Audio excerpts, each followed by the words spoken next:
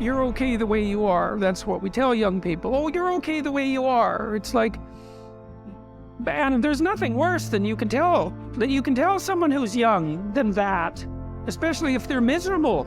And lots of them, well, if they're miserable and aimless, it's like, oh, I'm miserable and aimless, and sometimes I'm suicidal and I'm nihilistic and I don't have any direction in my life. It's like, well, you're okay the way you are. They don't want to hear that. They want to hear, you're useless. You know nothing. You haven't got started. You've got 60 years to put yourself together, and God only knows what you could become.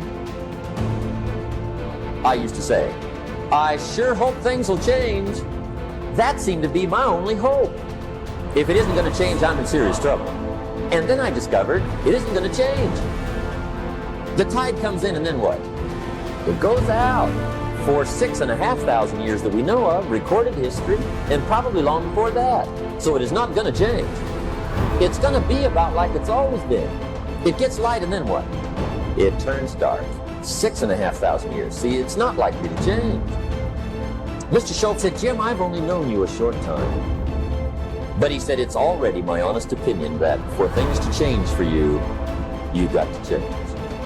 For things to change for you, you've got to change. Otherwise, it isn't going to change. Direction determines destination. You cannot change destination. It means you can't arrive at a 5-year place tomorrow. But here's what you can change today and overnight.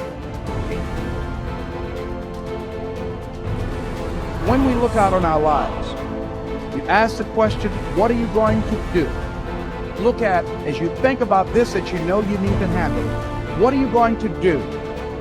And then write down 3 strong reasons on why you know you must take action. And be explicit and descriptive in your reasons, because your reasons have power. Your reasons will drive you. When you have doubt, when your faith becomes weak, your reasons will fortify your faith.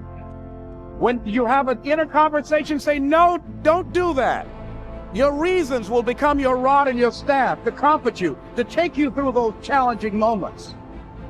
So write down your reasons.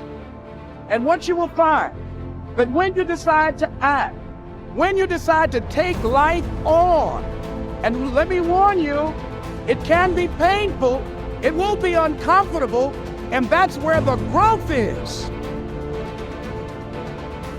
Luck is a word that people usually use to describe things that happen that they don't understand and can't explain. You, like everyone else, have a strong need to make sense of your life and what is going on around you. Psychologists call this a need for a sense of coherence, or an understanding of how things hang together. When this sense of coherence is threatened by things that seem to happen by chance, either positive or negative, we reassert mental order and peace of mind by writing it off to luck of some kind. Once you can say, he or she was just lucky, or I just got a lucky break, it gives you a sense of comfort and security and enables you to stop thinking about how and why a particular thing happened, even though it might have been a remarkable coincidence. Interestingly enough, successful people have a tendency to both feel lucky and to be lucky, and they often attribute their successes to luck. Sometimes successful people say this to avoid the envy attached to high achievement. They claim that they were just lucky so that they appear humble and ordinary in the eyes of others. Unsuccessful people, on the other hand, attribute much of the success of others to their being lucky rather than to their being talented. At the same time, they blame most of their own failures on bad luck, as though the law of cause and effect had somehow been suspended in their cases, thereby making them the unfortunate and undeserving victims of chance. Deep in their hearts, most successful people attribute their achievements to hard work, far beyond the ordinary. They say things like, the harder I work, the luckier I get. They believe that they have earned their success and that they deserve the occasional lucky break that seems to pop up and propel them forward far faster than the ordinary. The fact is, your luck can be managed, and increased by applying certain mental and physical laws that apply to luck in your own life. What you're about to learn about luck and success could change your future. Wilfred Peterson once skillfully said, "Walk with the dreamers, the believers, the courageous, the cheerful, the planners, the doers, the successful people with their heads in the clouds and their feet on the ground." If you seek self-improvement, you can inspire people around you as well, which will reciprocate in a positive light. Your circle of friends and acquaintances should uplift you rather than bring you down. In a way, the people you hang out with are a reflection of your standards. Stay away from toxic individuals who slack off and do not encourage you to fulfill your goals and push your limits. As they say, if you are the smartest person in the room, then you are in the wrong room. While surrounding yourself with like-minded and gifted people is important, the ones you hang out with should also have a positive outlook.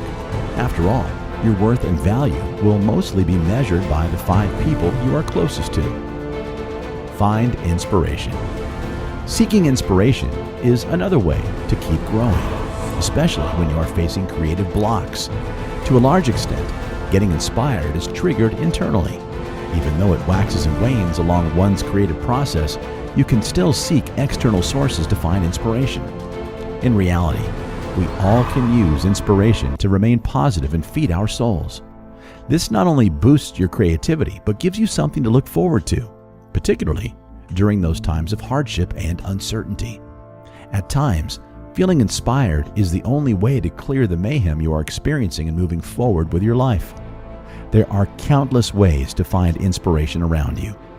Reading, exercising, meditating, painting, or a stroll in the park are a couple of ways to recharge your batteries. Inspiration can be both active and passive.